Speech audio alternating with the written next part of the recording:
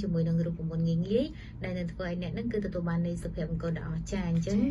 មួយចំណុចដែលយើងខ្ញុំបានផ្ដល់ជូនគឺយើងត្រូវតែចាគោរពនិងឲ្យតម្លៃគ្នាទៅវិញទៅមកនិងផ្ដល់នៃភាពស្មោះត្រង់ឲ្យគ្នាចាទៅវិញទៅមកពីស្នេហាយើងព្រោះថាបើសិនទី1ចាទីហោយើងបើសិនជាគ្មានភាពស្មោះត្រង់ចំពោះគ្នាបងប្អូនចាអញ្ចឹងគឺអាចមានសុភមង្គលលែងមែនទេចាតែបើសិនជាយើង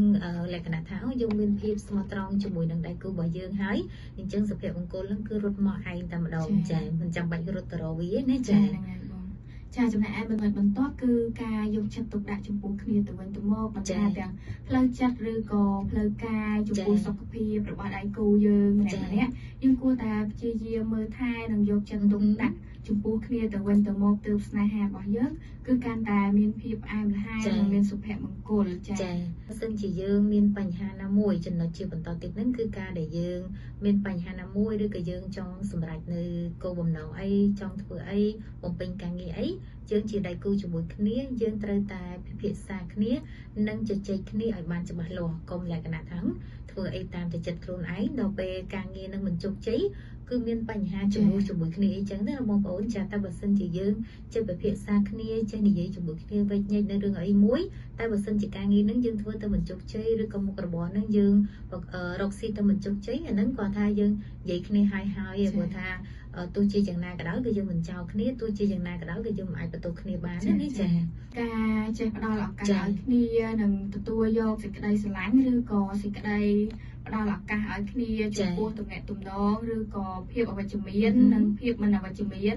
សម្រាប់ស្នេហាដែលចំពោះពេលខ្លះក៏យើងធ្វើខុសឬក៏គាត់ធ្វើខុសចេះយល់អធ្យាស្រ័យផ្ដល់ឱកាសឲ្យគ្នាចេះលើកលែងទោសមិនប្រកាន់ទោសឬក៏គុំគួនឬក៏លក្ខណៈថាសងសឹកចំពោះគ្នាទៅវិញទៅមកនោះដែរឧទាហរណ៍ដូចចាស់ថាងប្តីប្រពន្ធចានក្នុងរាវតែងតែមានទាំងកិច្ចណាបងប្អូនចាអត់មានទាំងកិច្ចមិនបើចានយើងរើចុះរើឡើងហើយវាប៉ះគ្នាអីចឹងតិចតួចចឹងទៅជាគាត់ឆ្លុះគ្នាធម្មតាឬក៏គាត់មានរឿងរកម្មរកោសជាមួយគ្នាប៉ុន្តែគាត់នៅតែអត់បែកគ្នាដោយសារតែក្តីស្រឡាញ់ហើយការដែលយើងឆ្លុះគ្នាជាមួយនឹងក្រុមគ្រួសាររបស់យើងនេះគេថាចានក្នុងរាវតែងតែមានទាំងកិច្ចអញ្ចឹងអ្វីដែល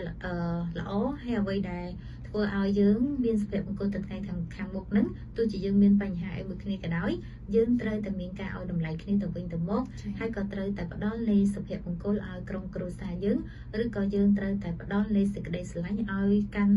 មនុស្សដែលយើងស្រឡាញ់ឬក៏ជាប្រពន្ធឬក៏ជាប្តីឬក៏ជាសង្សារក៏ដោយបងប្អូនណាចាតែបើសិនជាយើងអត់មាន